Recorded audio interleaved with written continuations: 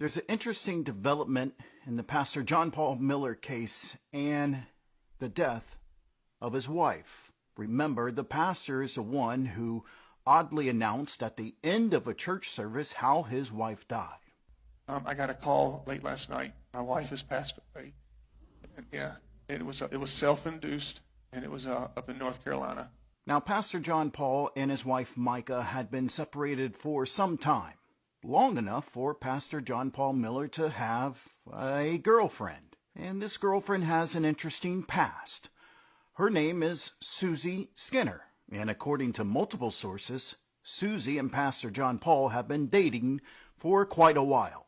And that's interesting because the pastor and Mica Miller were not legally divorced. And as you can tell in this picture with Susie, the pastor still has his wedding ring on. But there's something disturbing that the pastor and Susie Skinner have in common.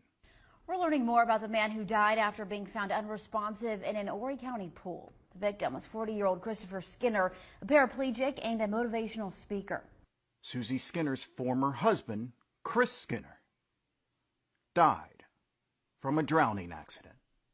Chris Skinner had a tragic accident some 20 years ago that left him bound to a wheelchair, but he adapted and lived a beautiful life. And according to Susie, he enjoyed going to their community pool often by himself. And on Labor Day 2021, Chris did just that. But apparently something went terribly wrong. According to reports, Chris got too close to the pool with his wheelchair and fell in, with nobody around to save him. And as I said, Chris had been in his wheelchair for almost 20 years.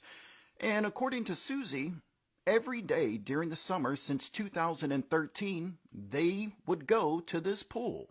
So he was familiar with the area. But somehow, on Labor Day 2021, Chris misjudged how close he was to the pool and fell in. And guess who conducted his funeral?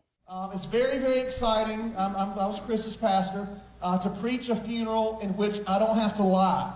It's probably my first funeral where I get to say all the truthful stuff, and that's because we know beyond a shadow of a doubt that Chris was a child of God, is a child of God, faithful husband, wonderful father, great friend, brother.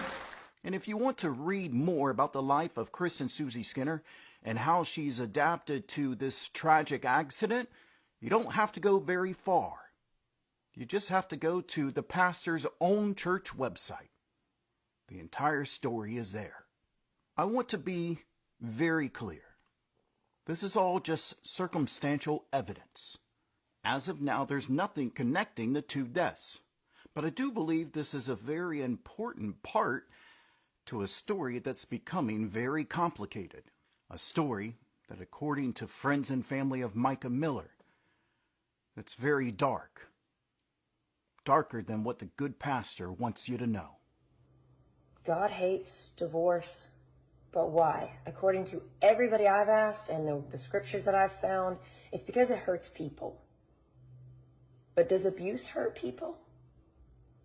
How do you think God feels about that?